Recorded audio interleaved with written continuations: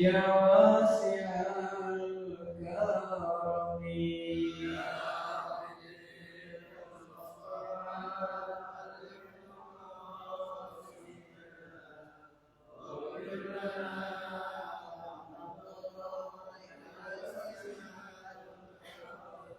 يا أكرم الخلق ما لمن ألوذ به سواك عند حلول الحادث العامين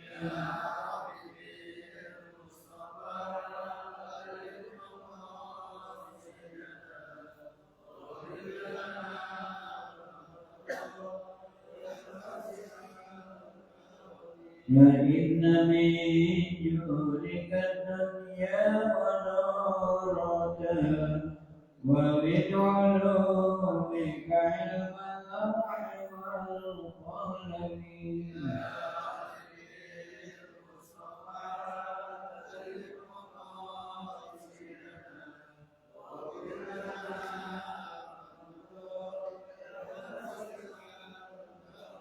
بشرى لنا معشر الإسلام إن لنا من الهدايات ركنا غير منهدمين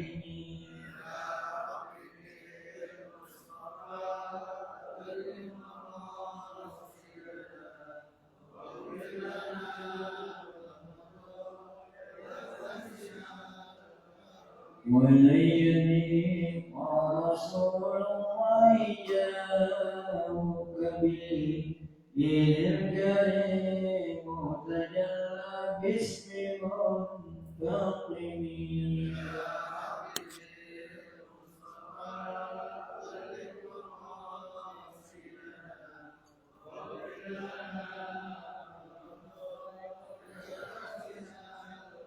يا رب بالمصطفى بلغ مقاصدنا واغفر لنا ما مضى يا واسع الكرم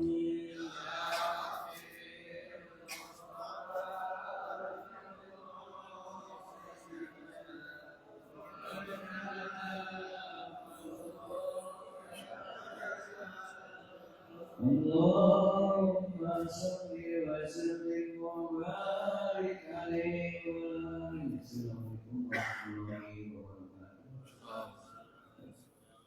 الفاتحة إلى حضرة النبي المصطفى محمد صلى الله عليه وسلم سمع الأرواح آبائه وإخوانه من الأنبياء المرسلين وآل كل منهم وصحابته أجمعين وتابعين لهم بإحسان إلى يوم الدين ثم إلى روضة الرشاد والصالحين والعلماء العاملين إنهم كانوا مشايخ إلى مغاربها ثم إلى مشايخنا والذين الحبيب عبد الرحمن الأعمال السلام اللهم شيخ هذا الوجود حسن الوجود شكرا من سورة يوسف المنصير بسم الله الرحمن الرحيم الحمد لله عبد الرحمن السلام عليك وبشر الدوغاني بسم الله الرحمن الرحيم يا رب الله بسم الله الرحمن بسم الله الرحمن وصل أحسن وزن الله ما شاء من رحمه وغفره ويجعل ملكاته وسراره ونواره وعوضه ونفاته في الدين والآخرة ثم إلى روحه مالك هذا الكتاب الإمام بدر الدين بن الجماعة الله يولي درجاته في الجنة وينفعنا بأسرار أنواره وعلومه ونفاته في الدين والآخرة وعلى نية الله يفتح علينا فتوح العارفين ويفقهنا في الدين ويرزقنا كمال الإخلاص واليقين وعلى كل نية صالحة وإلى حضرة النبي المصطفى محمد صلى الله عليه وسلم الفاتحة. أعوذ بالله من الشيطان الرجيم بسم الله الرحمن الرحيم الحمد لله رب العالمين الرحمن الرحيم مالك يوم الدين إياك نعبد وإياك نستعين اهدنا الصراط المستقيم صراط الذين أنعمت عليهم غير المغضوب عليهم ولا الضالين آمين. Assalamualaikum warahmatullahi wabarakatuh. Alhamdulillahi rabbil alamin wa bihi nasta'inu ala umuri dunya waddin wassalatu wassalamu ala asyrafil mursalin sayyidina Muhammadin wa ala alihi wa ashabihi ajma'in. Subhanaka la ilma lana illa ma 'allamtana innaka antal alimul hakim. Rabbi shrah li sadri wa yassir li amri wahlul 'uqdatam min lisani yafqahu qawli amma ba'du. Fa inna asdaqal hadithi kitabullahi ta'ala wa khairal hadi hadi Muhammadin sallallahu alaihi wasallam wa syarrul umuri muhdatsatuha wa kullu muhdatsatin bid'ah kullu bid'atin dhalalah wa kullu dhalalatin finnar. Hadirin jamaah Masjid Jami' An-Nur yang dirahmati Allah sekalian, alhamdulillah malam ini kita bisa bertemu kembali di dalam ta'lim rutin kita membahas kitab Tadhkiratus Sami' wal Mutakallim. Mudah-mudahan kehadiran kita di tempat ini Allah karuniakan kita pahala yang berlimpah banyak, dan mudah-mudahan Allah karuniakan kita juga rahmatnya, barakahnya, dan semoga Allah karuniakan kita ilmu yang bermanfaat. Amin ya rabbal alamin. Hadirin, kita masuk kepada pembahasan. Pada minggu yang lalu kita berhenti pada adab seorang murid, yaitu pada adab yang keempat. Kalau nggak salah, udah habis belum? Belum selesai. Sampai yang mana? Imam Syafi'i belum ya? Oh, itu belum. Bismillahirrahmanirrahim. Qala al-musannif rahimahullahu ta'ala wa ghafara lahu wa liwalidayhi wa limasyayikhihi wa nafa'ana bi'ulumihi fid dharaini amin.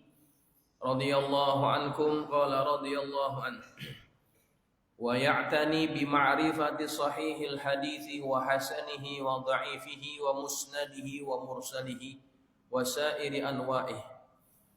Dan perhatikanlah untuk kalian, untuk kita mengetahui tentang hadis yang sahih, hadis yang hasan, dan hadis yang dhaif. Begitu juga hadis musnad, hadis mursal, dan segala jenis-jenisnya.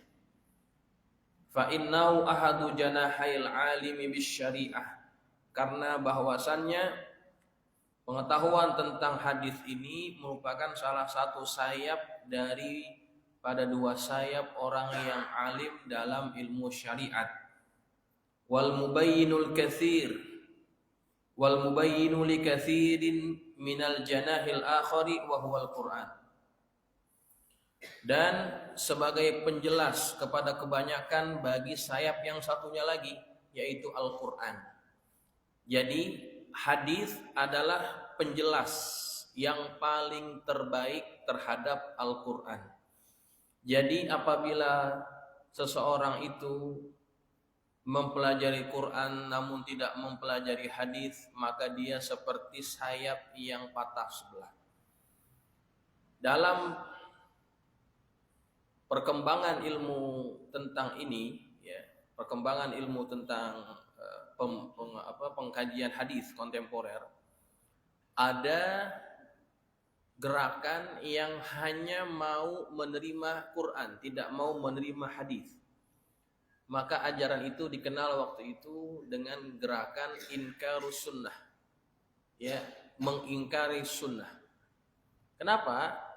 Karena menurut mereka yang mutawatir itu hanya Quran, sedangkan hadis tidak. Makanya lebih baik kembali kepada Quran saja, tidak perlu kepada hadis. Maka ini merupakan ajaran yang tersesat.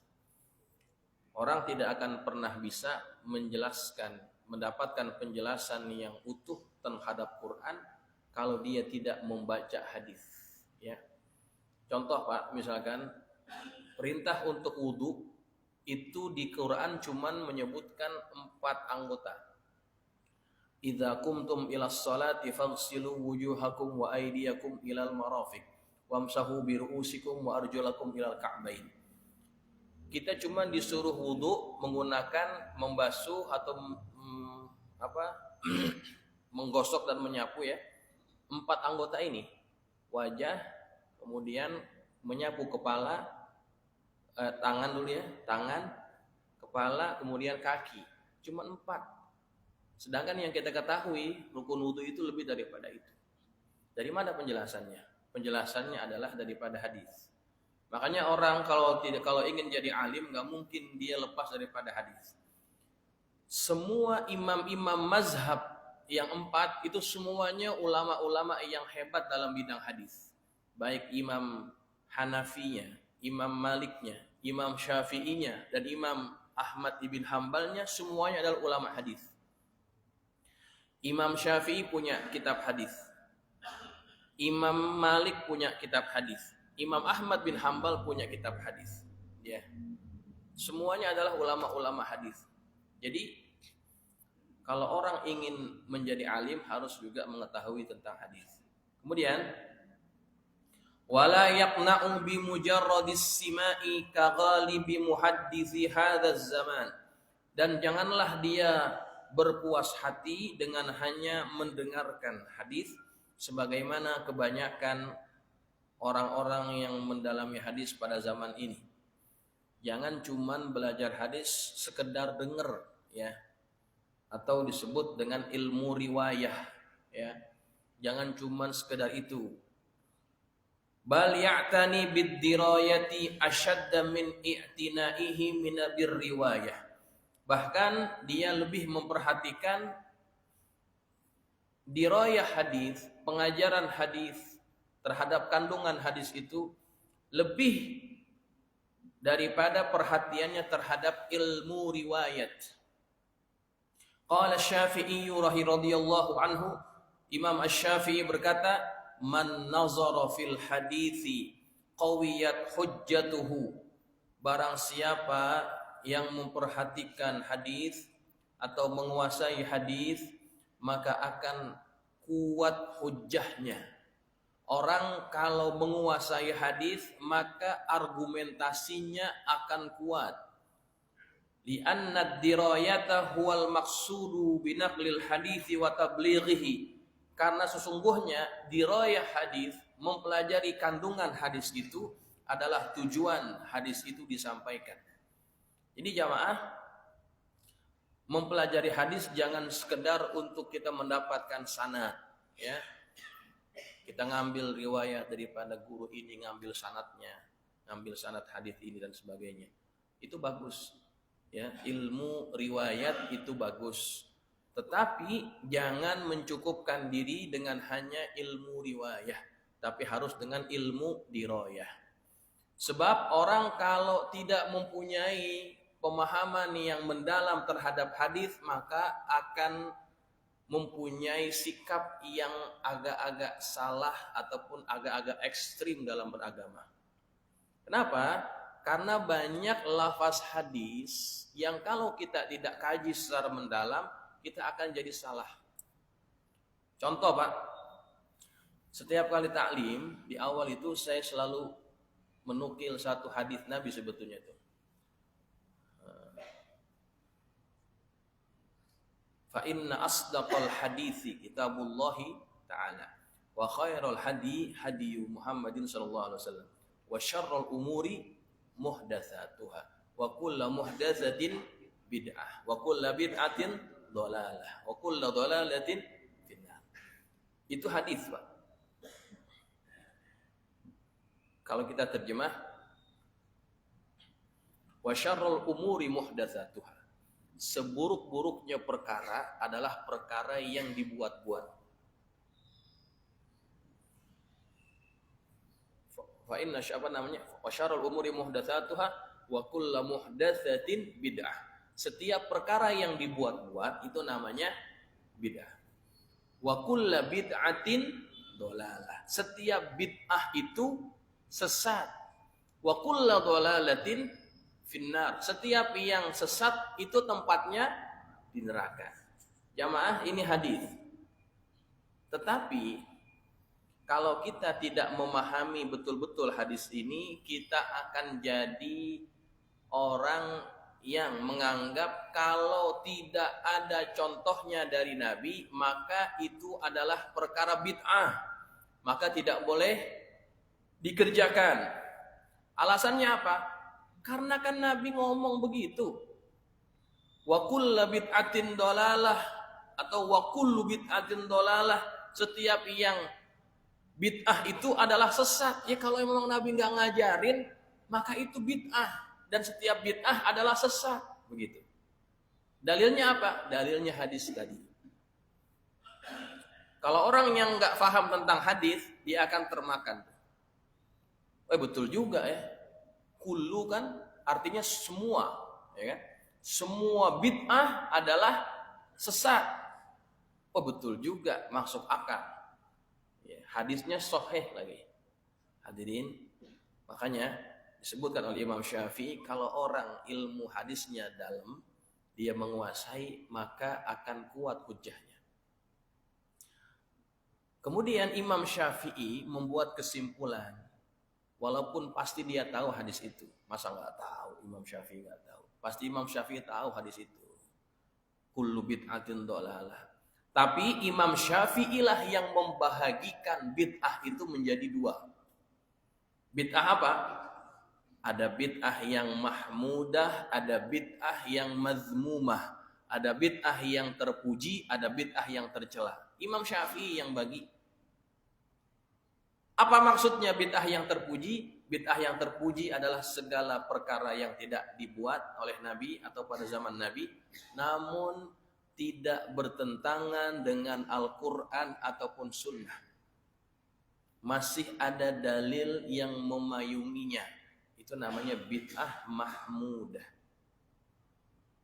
Sedangkan perkara baru yang tidak ada dibuat oleh Nabi, ya, kemudian bertentangan dengan Al-Quran ataupun Sunnah, maka perkara itu disebut bid'ah mazmumah, bid'ah yang tersesat ataupun bid'ah yang tercela. Ya, itu Imam Syafi'i membagi seperti itu.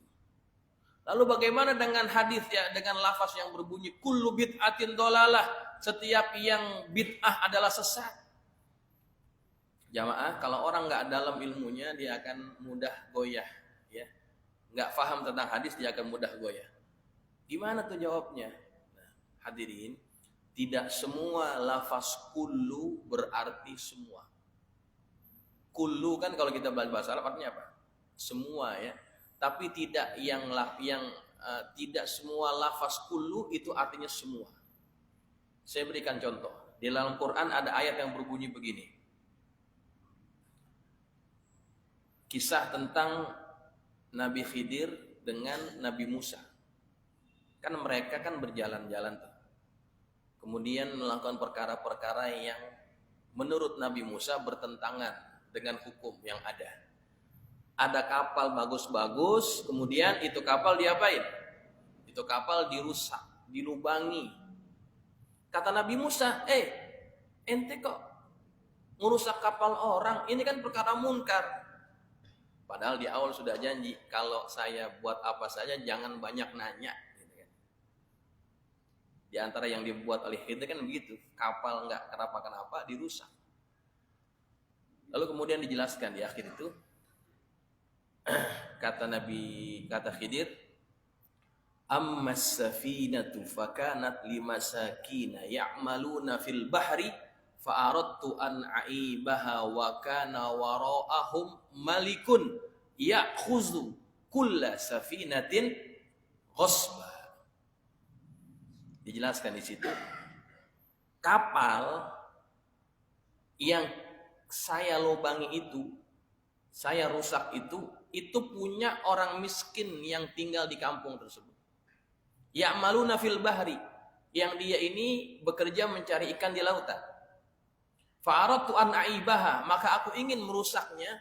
Wa kana wara'ahum malikun, karena di laut sana itu ada seorang penguasa atau kita bilang perompak, ya'khudhu, yang perompak ini kerjaannya merampas. Merampas apa?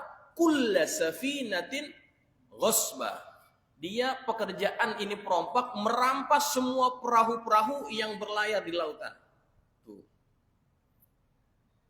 Kulla safinatin ghasba. Semua kapal dirampas oleh dia.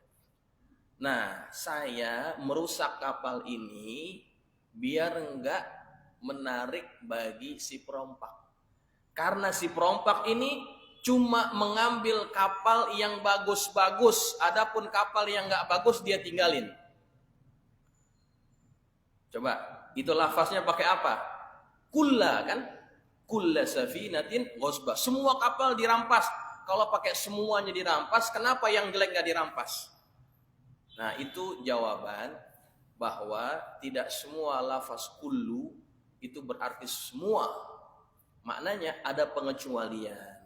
Ada pengecualian bahwa kalau perkara itu tidak bertentangan dengan hadis, maka dia tidak menjadi bid'ah yang tercela.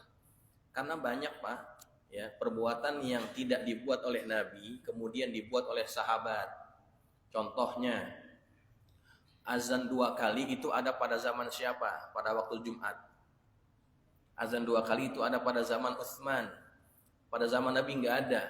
Berani nggak kita ngomong Utsman itu adalah pelaku bid'ah? Berani nggak kira-kira?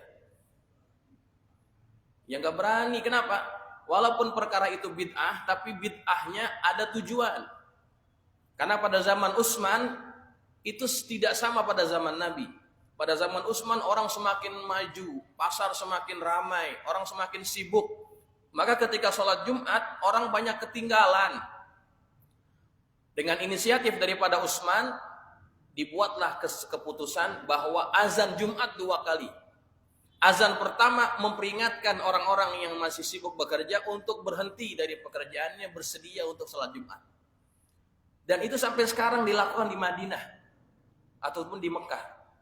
Azan Jumat 2 kali. Tapi bedanya nggak sama kayak kita nih. Kalau kita kan jaraknya cuma sebentar. Azan pertama masuk waktu azan. Nanti khotib naik azan lagi. Kalau yang diamalkan oleh Sayyidina Utsman nggak seperti itu. 1 jam sebelum sholat Jumat, ya, 1 jam sebelum sholat Jumat itu sudah diazankan. Dilakukan azan, nanti orang datang tuh. Orang datang baru pas waktunya masuk azan lagi yang benar gitu. Ya. Kalau kita kan enggak. Azan pertama, azan masuk waktu. Azan yang kedua apanya? Agak beda dikit, ya. Tapi boleh nggak ada? Boleh nggak tuh? Ya nggak apa-apa, namanya azan nggak apa-apa. Ya, mau azan sekali, mau kedua kali nggak apa-apa. Tapi kalau yang dilakukan oleh Sayyidina Utsman 1 jam ataupun beberapa waktu sebelum azan waktunya diazankan begitu. Hadirin, maknanya adalah kalau orang itu menguasai hadis maka insya Allah akan kuat hujahnya. Ya.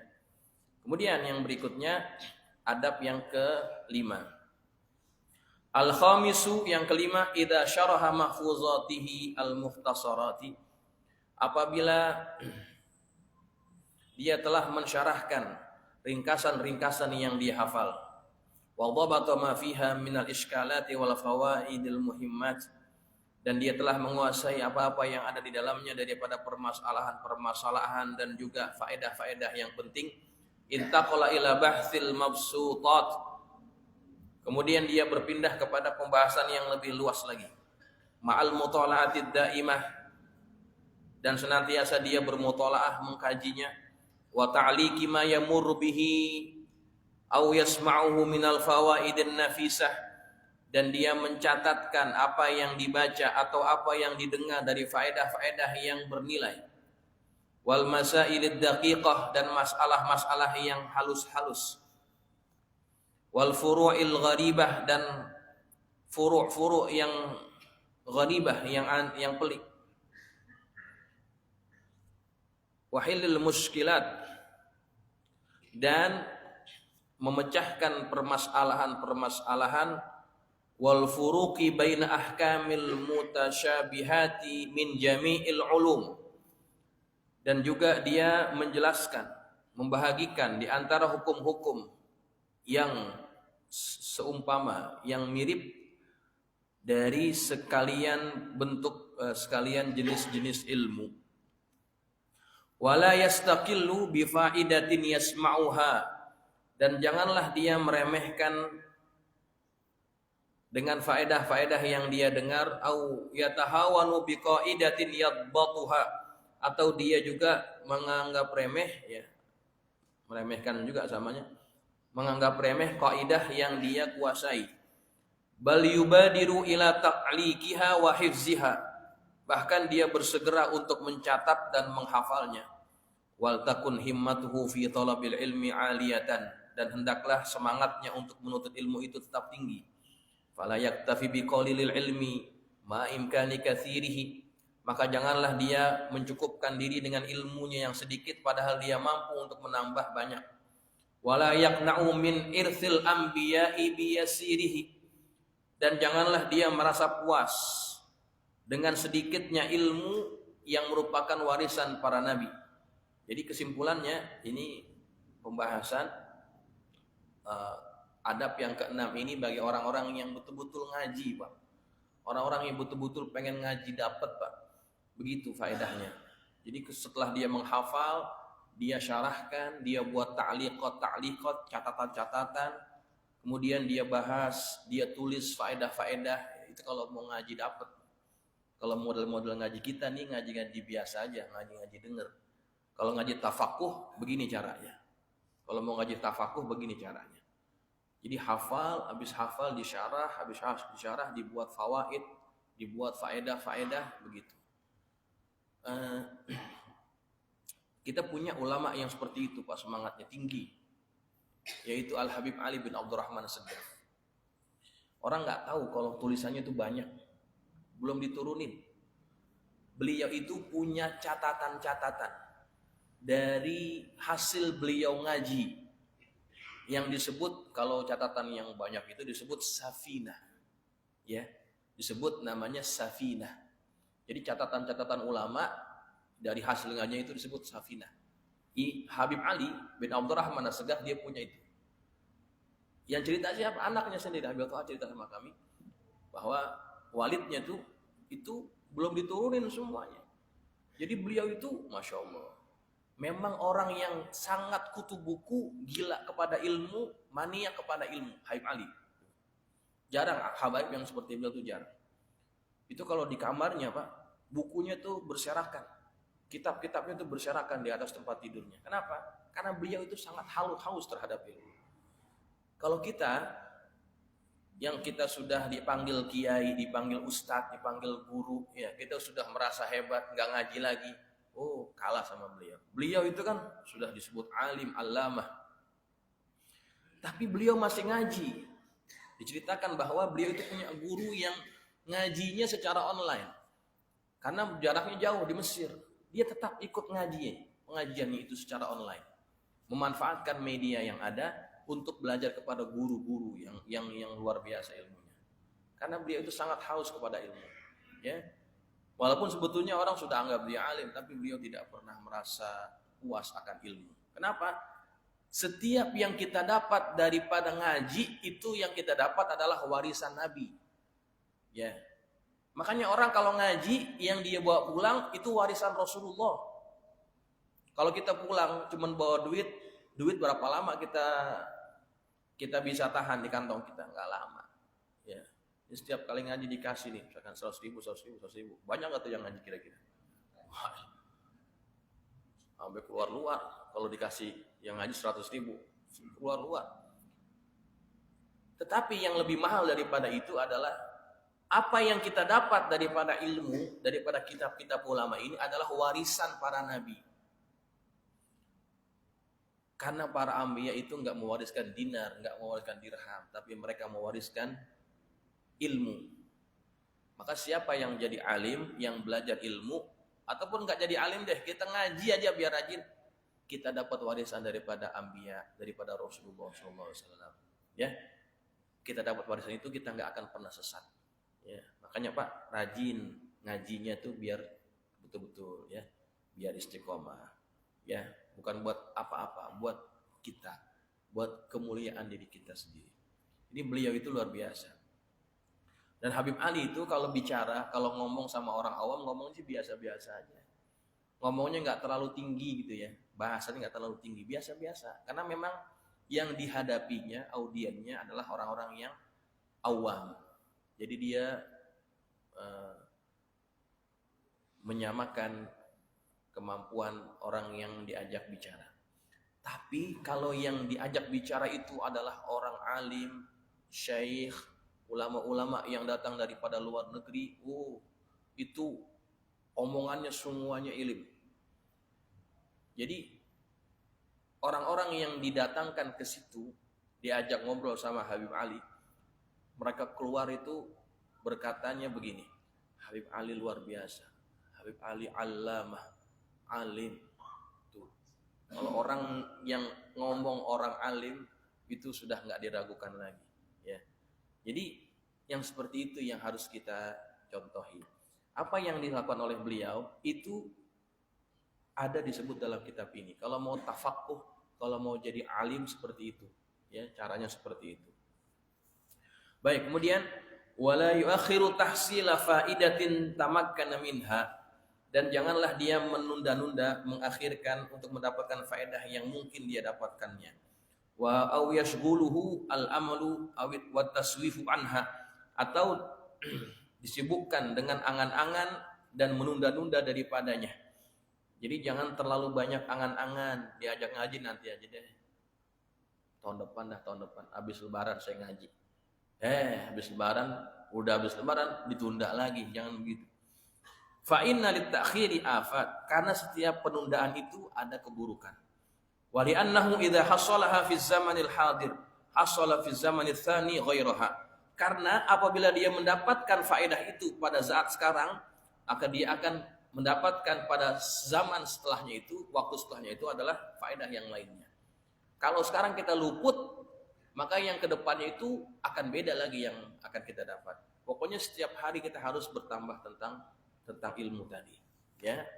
Kemudian, wa yaghtanimu waqta faraghihi wa nasyatihi, dan dia memanfaatkan sebaik-baiknya waktu lapangnya dan waktu sehatnya, wa zamana afiyatihi, dan waktu afiatnya, waktu sehatnya, nasyat waktu semangat, afat wa zamana afiyatihi zaman atau waktu dia sehat, wa syarha syababihi, dan waktu mudanya, wa nabahata khatirihi, dan waktu masa kecerdasannya itu masih berfungsi dengan baik, wa qillata syawaghilihi qabla awaridil batalati, dan sedikitnya kesibukan, ya, sebelum datang sesuatu yang membuat kita menjadi malas, au mawani'ir riyasah,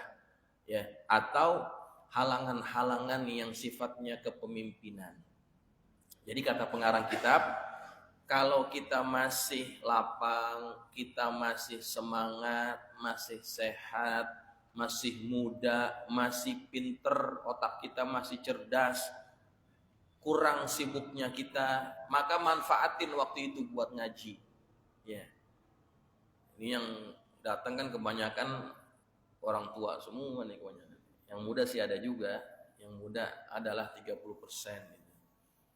Jadi yang muda ini biar semangat ngajinya, yang tua sih memang udah pantesnya begitu. Kalau orang tua agak ngomong ngaji juga, ya bentar lagi maghrib, ya kan. Kalau yang muda harus manfaatkan waktu mudanya. Kenapa? Karena waktu muda itu waktu yang sangat baik untuk mencari ilmu. Jangan nunggu sakit, jangan nunggu kita sibuk, ya. Karena kalau sudah datang kesibukan, kita susah mencari waktu untuk belajar, ya. Kata Sayyidina Umar, qala Umar ibn al-Khattab, tafaqahu qabla an tusawwadu. Kata Abdullah bin Umar, kata Umar ibn al-Khattab, tafaqahu, belajarlah kalian. Jadilah orang yang faham sebelum kalian memimpin. Qabla an tusawwadu, sebelum kalian memimpin. Karena apa? Karena orang kalau sudah disibukkan dengan urusan kepemimpinan, maka dia akan disibukkan dengan urusan-urusan yang banyak. Ketika sudah banyak urusannya, maka kesempatan dia untuk ngaji sudah nggak ada. Ya, sudah nggak ada. Ucapan ini bukan bermakna hanya jadi pemimpin yang kita paham, ya. Ini ucapan bisa dilaksanakan, dipraktekkan dalam urusan kita dalam ini apa namanya? Banyak orang yang kepengen buru-buru tampil. Ini. Ngajinya baru 4 tahun, 5 tahun. Tapi kepengen buru-buru tampil, Pak. Paham nggak maksudnya? Pokoknya kalau ada acara-acara, gua aja dah yang ceramah. Minta jadwal khotib. Kenapa? Kepengen buru-buru tampil. Kepengen dipanggil sebagai ustadz, dipanggil sebagai kiai. Kepengen tampil gitu. Ada kan yang seperti itu? Nah, ini jadi peringatan. Sebelum kita tampil di halayak, kita harus faqih dulu, kita harus alim dulu, kita harus berilmu dulu. Kenapa? Kalau kita sudah tampil, orang sudah lihat kita, orang akan cari kita misalkan. Untuk minta kita ceramah, untuk minta kita begini, begitu. Apa yang terjadi? Waktu kita akan tersita untuk itu. Kemudian waktu yang seharusnya kita bisa manfaatkan buat ngaji jadi kurang. Gitu. Dan orang kalau sudah dipanggil kiai, ya, dipanggil ustadz, dipanggil tuan guru, udah dipanggil begitu, disuruh ngaji, rada-rada malas. Gitu. Rada-rada malas, rada-rada gengsi gitu ya. Wah, gue kan ustadz, gue kan kiai, masa masih ngaji di situ. Gue ngaji sama yang lain dong. Nah itu orang kalau sudah kadung dipanggil ustadz, panggil kiai, jadi rada-rada begitu Pak. Makanya sebelum terkenal, sebelum jadi ulama, jadi kiai, ya jadi pemimpin lah. Jadi alim dulu. Kalau udah jadi alim, kalau misalkan udah keburu maju, nanti nggak bisa jadi alim gitu. Ya, kita sambung nanti minggu depan. Mudah-mudahan ada manfaatnya. Al-Fatihah. Ya karena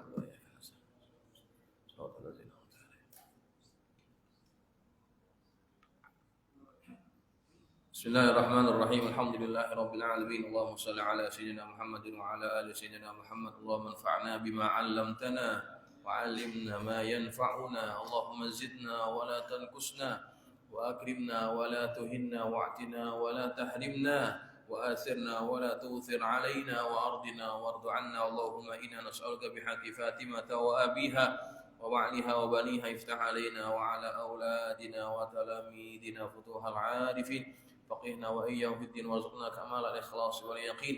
اللهم ارزقنا فهم النبيين حفظ المرسلين وإلهام الملائكة المقربين برحمتك يا أرحم الراحمين. اللهم اجعلنا من الذين يستمعون القول فيتبعون أحسنه.